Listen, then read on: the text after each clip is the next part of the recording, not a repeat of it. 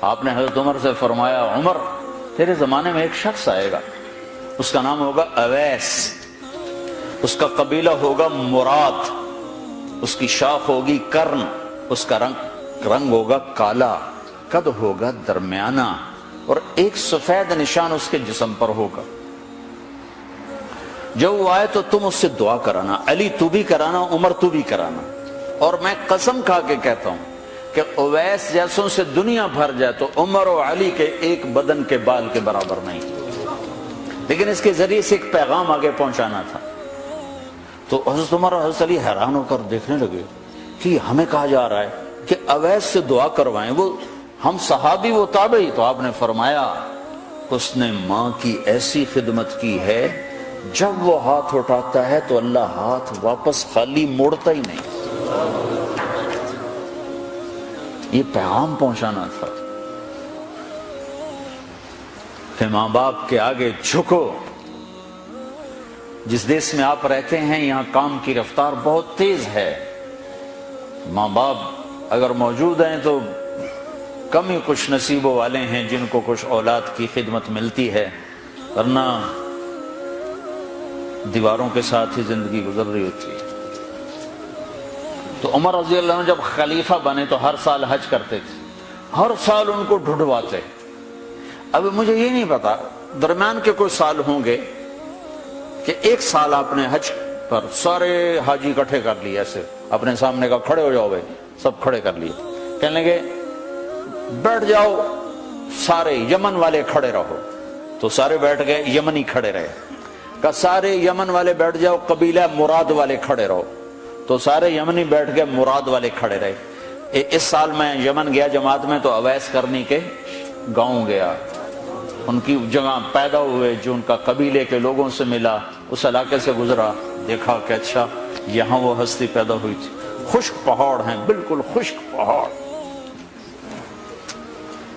پھر آپ نے کہا مراد والے بیٹھ جاؤ، قرن والے کھڑے رہو، تو صرف ایک آدمی باقی بچ۔ تو آپ نے اس سے پوچھا تم قرنی ہو؟ کہ جی ہاں۔ اویس کو جانتے ہو؟ کہ جانتا ہوں، میرا سگا بھتیجا ہے، میرے بھائی کا بیٹا، لیکن وہ تو تھوڑا پاگل سا ہے، آپ اس کا کیوں پوچھ رہے ہیں؟ تو عمر رضی اللہ تعالیٰ عنہ رونے لگے، کہا وہ نہیں، تو پاگل نظر آتا ہے۔ پھر آپ نے پوچھا کدھر ہے؟ آیا ہوا ہے حج میں؟ ہے؟ کہ جی ہے۔ کدھر ہے؟ کہ جو اونٹ چرانے نکلا تھا عرفات کی طرف۔ تو حضرت عمر نے حضرت علی کو ساتھ لیا اور دوڑ لگائی اور پہنچے عرفات کی طرف، تو دیکھا تو ایک آدمی ایک کیکر کے درخت کے نیچے نفل پڑھ رہا اور اونٹ اس کے چاروں طرف چر رہے۔ تو یہ دونوں حضرات بیٹھ گئے، تو انہوں نے اویس نے محسوس کیا کچھ آ گئے لوگ، تو انہوں نے نماز مختصر کر دی، سلام پھیرا۔ تو حضرت عمر نے پوچھا کون ہو بھائی؟ کہا جی مزدور ہوں۔ کہا تیرا نام کیا ہے؟ کہا جی اللہ کا بندہ۔ کہا بھائی ہم سارے کے بندے ہیں، میں پوچھ رہا ہوں جو نام تیری ماں نے تیرا رکھا وہ کیا ہے؟ تو وہ تو پہچانتا نہیں تھا کہ عمر کون ہے، علی کون ہے، وہ تو پہلی دفعہ حج پہ تھا۔ وہ کہنے لگا تم کون ہو میرا انٹرویو کرنے والے؟ انٹرویو تو میں اپنی طرف سے کہہ رہا ہوں۔ میں کہا تم کون ہو میرا پوچھنے والے؟ تو حضرت علی بولے یہ امیر المومنین ہیں عمر بن خطاب اور میں ہوں علی بن ابی طالب۔ پھر وہ ایسے ایک دم گھبرائے، دونوں کو سلام کیا، میں معذرت چاہتا ہوں میں نے پہچانا نہیں۔ تو عمر رضی اللہ عنہ نے فرمایا ہاتھ اٹھا، ہاتھ اٹھا۔ برمنگم والوں کو پیغام پہنچے کہ ماں کی خدمت کیسے کی جاتی، کہ عمر جیسا ہاتھ اٹھوا رہا ہے، علی جیسا، علی جیسا۔ تو وہ کہنے لگے میں آپ کے لیے کیسے ہاتھ اٹھاؤں، میری اوقات ہے کہ میں آپ کے لیے دعا کروں؟ کہاں، ہمیں ہمارے نبی کا حکم تھا کہ اویس آئے تو اس سے دعا کروانی ہے، کہ جب وہ ہاتھ اٹھاتا ہے تو وہ ہاتھ خالی نہیں آتے۔ کس وجہ سے؟ تہجد، جہاد، تبلیغ، ذکر، تلاوت، تسبیح، حج، عمرے، نمازیں، روزے، ذکر، تلاوت۔ کس وجہ سے؟ نہیں، ان میں سے ایک وجہ بھی نہیں، ماں کی خدمت کی وجہ سے۔ پھر ایک اور جگہ آپ نے فرمایا کہ لوگ جب جنت میں چلیں گے تو اویس بھی چلے گا، جب جنت کے دروازے پر پہنچے گے تو اللہ تعالیٰ فرمائیں گے اویس کو روک لو، باقی کو جانے دو۔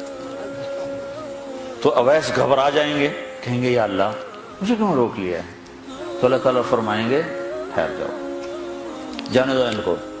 ہاں بھائی، اب یہ سامنے جہنم کے لوگ کھڑے ہوئے ہیں، تو شفاعت کر، تیری تو فعل لاکھوں انسانوں کو جنت میں ڈالو، تجھے اس لیے روکا ہے کہ تو شفاعت کر، جدھر تیری انگلی اٹھتی جائے گی ان کے لیے جنت لکھتی چلی جائے گی، ان کے لیے جنت لکھتا چلا جاؤں گا، جدھر جدھر تو انگلی اٹھائے۔ صرف پونڈ ہی سب کچھ نہیں، مائیں بھی بہت کچھ ہے، صرف پونڈ ہی سب کچھ نہیں ہے، باپ بہت کچھ ہے۔